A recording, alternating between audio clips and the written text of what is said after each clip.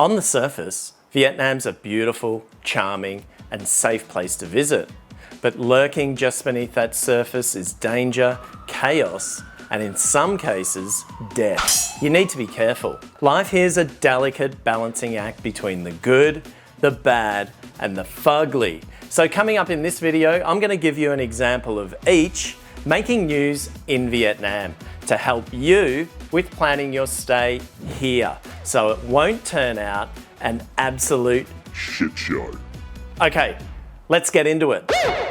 Okay, as usual, we've got to start with the good because, well, that's what the thumbnail says, and this is my channel. Fitness freaks and health nuts, this one's for you.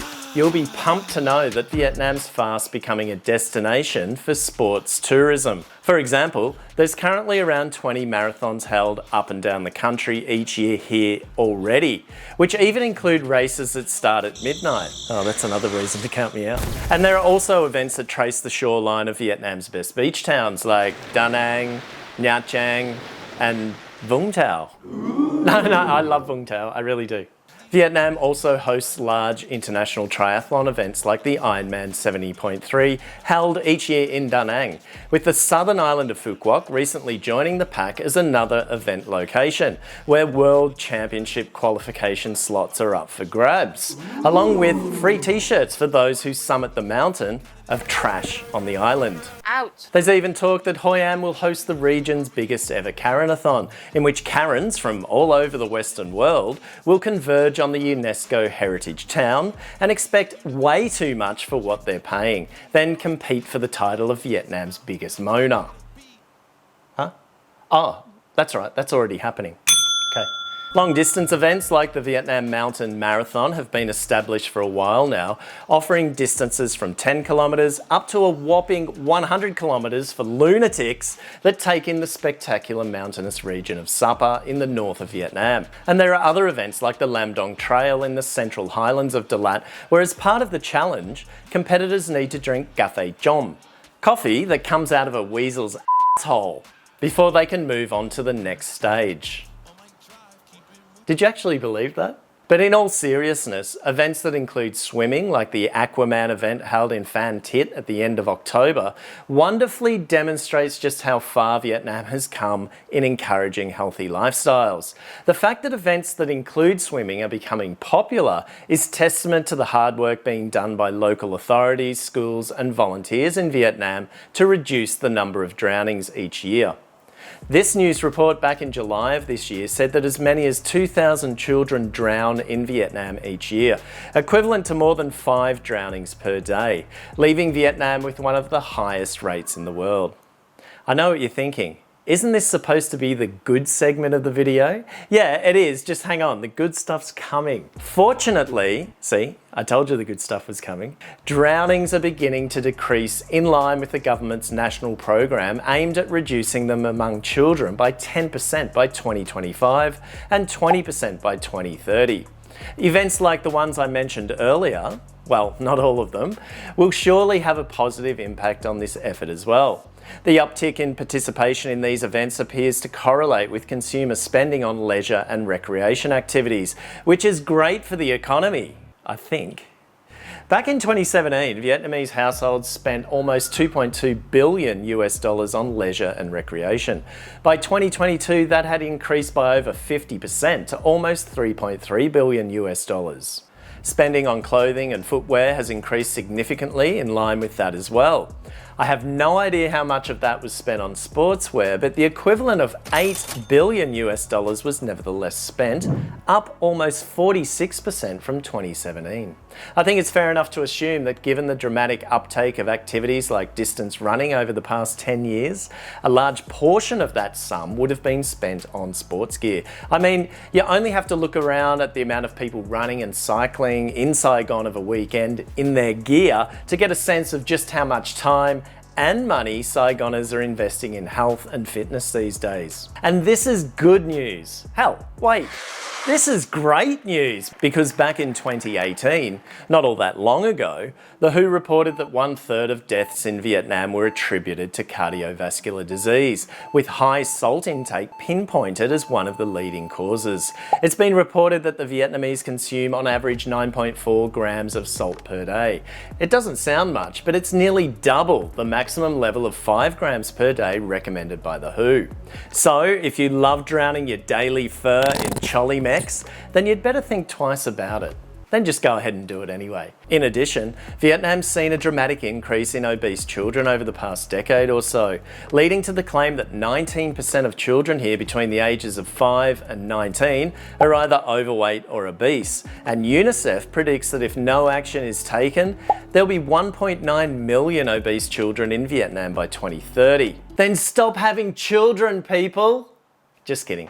So, whether you're living here or just visiting, keep in mind that Vietnamese food isn't all that it's cracked up to be nutrition-wise. Go easy on the salty and deep-fried street food snacks. Always ask for your fruit juice like orange juice without sugar. Otherwise, expect a very healthy helping of refined white sugar in the bottom of your single-use plastic cup. And try to steer clear of the bubble tea. After all, Vietnam ranked 3rd in its consumption of bubble tea throughout Asia in 2021, behind Indonesia and Thailand. And that stuff is loaded with sugar and other additives. Traveling to Vietnam is a pretty sweet experience, but it doesn't need to be that sweet. Make sure you check out the list of sporting events you can combine with a trip to Vietnam in 2024 in the description below. All right, that's the good out of the way. Now it's time for the bad. If you've been to Ho Chi Minh City, you'll probably agree that the nightlife is pretty lively, earning it the reputation by some as a city that never sleeps. Okay, so the script for a night out on the town can be written however you want, but generally speaking, the first act opens as debaucherous, then the final act is even more debaucherous. This year, you may or may not know, or you may or may not even care, the Michelin Guide came to town and bestowed upon no less than 103 restaurants a slew of gongs that, quite frankly, no one seems to remember the name of or what they mean. So there's the Michelin Star, there's the Michelin Guide, and then there's the Michelin bib thing, street. I don't know. But at least it's got people talking. Any publicity is good publicity, right? I guess my point is now cities like Hanoi and Ho Chi Minh City have a bunch of restaurants that have been recognised as world class and now boast 3 Michelin star awardees up there and 1 down here. On top of that, 29 bib gourmands were awarded to restaurants for quality cooking at moderate prices. I think my wife deserves one. While 70 eateries can now call themselves Michelin selected restaurants. Round of applause, everyone. Anyway, I'll leave links in the description for you to check them out. Now, usually after a good feed, it's customary to hit up some nightlife. And places like Saigon have plenty of options depending on who you're with or who you're not with. Options range from the backpacker area of Pham Nu Lao for those on a budget without a curfew, to local eateries and clubs for those wanting to rub shoulders with the locals, to top-notch cocktail bars and lounges on Asia's 50 best bars list for those looking for something a little more classy. And then there are places for some of us looking for something a little more off-piste, if you know what I mean. Oh, no, not me. I've only heard about them from a friend. I'd never go to one of those places, no. And this is where this segment gets really interesting. In a story that got around on social media here in Vietnam recently, an Aussie businessman, referred to in the story as Mr. S. Do you think it stands for silly, stupid, scammed, or just plain sucker? Anyway, he got the shock of his life when he arrived home to Australia from a business trip to Ho Chi Minh City to find that his American Express card had been charged $45,000 after 2 nights out on the town on Pasteur Street, home to a lively strip of girly bars in the city centre. Upon investigation by the Australian Financial Complaints Authority, 2 bars at the centre of the scam, Bottoms Up and Double Shots, claimed that our man Mr. S had gone on some kind of 2-night bender, downing no less than 1,400 tequila shots and scores of other drinks, including 369 lady drinks to the tune of 63,360,000 Vietnam dong. That's a lazy $2,600 alone on drinks just to have your ego massaged. Mr. S came clean and admitted to spending $3,300 of the bill. Who knows what he admitted to his wife? But he argued the other $41,700 was fabricated by the bars.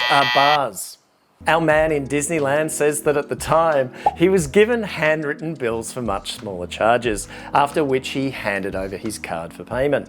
He was also told that he didn't need to enter his PIN or sign for anything because there were issues with the payment system. I believe he was also told that he was Dep Jay at least 1,000 times over the 2 days and nights, and that he actually believed it. In fact, I'm sure at the time the lovely ladies he was with could have told him absolutely anything and he would have been okay with it, including that they were going to drain his bank account for everything it was worth. So after files obtained by the Australian Complaints Authority indicated the so-called bills could have been, I quote, made by anyone with basic computer skills, for example my mum, prior to the event in readiness for the ideal target, or what you and I might call sucker, along with some scribble feigned as Mr. S's signature, no doubt looking every bit forged by a bar girl from the Mekong, the Australian Financial Complaints Authority overruled Amex's initial decision that the amounts were valid and correctly executed. What? So it appears this story has a happy ending after all. I think it's fair to say our Mr. S has proven that he didn't actually knowingly blow that much at the bars, despite probably wanting to, and that he'd in fact fallen for quite an elaborate booby trap. The question remains though, how did he explain to the missus when he got home that one orgasm on the bill that set him back 2 million Vietnam dong? So, how can you avoid this should you decide to indulge in a little bit of Saigon's seedier side? Well, I guess the moral of the story is, that's if there are any morals in this story, that you should simply pay as you go. Or should that be pay as you come? Okay. Here's the segment of the video you've been waiting for, the Furgly. The segment originating from a play on words fur and ugly or fugly. Now, if you've been following the news and social media in Vietnam recently, there's a good chance you've noticed the proliferation of beauty pageants over the past couple of years. While the Western world has mostly scrapped competitions like it and frowns upon anything remotely deemed to be objectifying women, it seems Vietnam has gone completely in the opposite direction. Last year saw an explosion in the number of beauty pageants, with at least 20 of them held in the first half of 2022 alone. Hey, just bear with me for a moment, okay? Alright, here we go. Now let's see. Miss Universe Vietnam, Miss Ethnic Vietnam, Miss Ao Dai Vietnam, Miss Vietnam, Miss Earth Vietnam,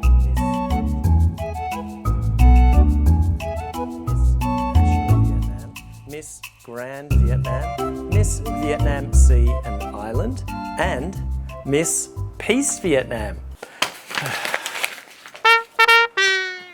This mushrooming of new pageants has been put down to an easing of regulations back in 2021, making events like it easier to organise and hold. Organisers now only need the approval of their local People's Committee, the local council or city hall if you like, in order for their contestants to sashay away. Before the regulation change, only 2 licensed beauty pageants were held per year. Now there's even kids beauty pageants, with one called Supermodel Kids Vietnam Global, a title clearly written by kids. And boys, if you're up for it, they've just announced the 2nd season of Mr. Vietnam. Wait, there was a season 1? Although, it's not clear whether miserable old white guys can join it. Probably not. Apart from the sponsorship money up for grabs from staging these pageants, why else would they be so popular? Well, one answer may lie in the fact that countries like Vietnam place a high value on beauty and appearance. How you look can really give you a leg up in your career and in love. And as a result, plastic surgery is common here to help with that. In fact, these days it's becoming harder and harder to recognise whether someone, usually a woman, has had some work done, or rather, hasn't had any done. And increasingly, there's no shortage of places to get that nose job, increase your bra size, or get those butt cheeks lifted. But as in most countries around the world, regulations around plastic surgery are regularly flouted and difficult to police, as evidenced by two cases that came to light recently in Vietnam. One in which a janitor was caught in the act at a Danang spa performing a facelift on a customer. Yeah, a janitor. During an inspection of the facility, police were gobsmacked to discover what was happening, and neither the woman performing the procedure, the janitor, nor the owner of the spa, probably a janitor, could produce the appropriate qualifications to operate as a licensed surgery. Rumour has it, the janitor tried to sweep it under the carpet. The facility was later fined 320 million Vietnam dong, but it's unclear as to whether it's been shut down. According to this article from August this year, only hospitals and healthcare training facilities can offer training courses for non-invasive beauty treatments. However, it says, many spas and so-called plastic surgery centres, aka beauty parlours, train their staff to perform plastic surgery, including their janitors, it seems. In the most recent case in October this year, also in Da Nang, police caught a woman masquerading as a surgeon, performing a boob job at her beauty parlour. She later confessed to having performed numerous before getting nicked, despite only having graduated from high school. What a tit! It's believed that spas like this one hoodwinked unsuspecting potential clients into thinking they're legit by doing things like taking their blood for testing out back, only to dispose of it without actually testing it. I guess that's where the janitor comes in handy as a multitasker. And apparently it's enough to make gullible clients think it's rigid-edge, with medical tourism showing potential here as the word gets out about just how much cheaper and cleaner it is to get work done here than in the UK, the US and Australia. Particularly dental work, there are obviously inherent risks in doing so, as we've just learned. But these sorts of cases aren't just isolated to central Vietnam, it's just that they're the most recent. Ho Chi Minh City has had its fair share of tragedy on the operating tables over the years. So if you're contemplating undertaking a nip and tuck here and there, no matter how small, nothing wrong with that. Be sure to do your due diligence, or you may be needing an undertaker instead. Even what may seem to be a pretty innocuous procedure, practitioners injecting filler and things like Botox must be qualified to do so by licensed training centres and hospitals in Vietnam, of which there are only a few. Don't ask me which ones though. Search online far and wide. However, there appears to be no one-stop shop online to verify the qualifications of janitors as surgeons and the facilities they operate from. So typically, people turn to online forums, then take it from there. So the way I see it, the best thing to do is go by word of mouth, or just ask your company janitor. Well, that's it for this video. I hope you enjoyed it. Let me know in the comments your thoughts, opinions, and observations, and I'll do my best to reply. Until then, take care and stay safe. Keep away from your janitor, and I'll see you in the next one.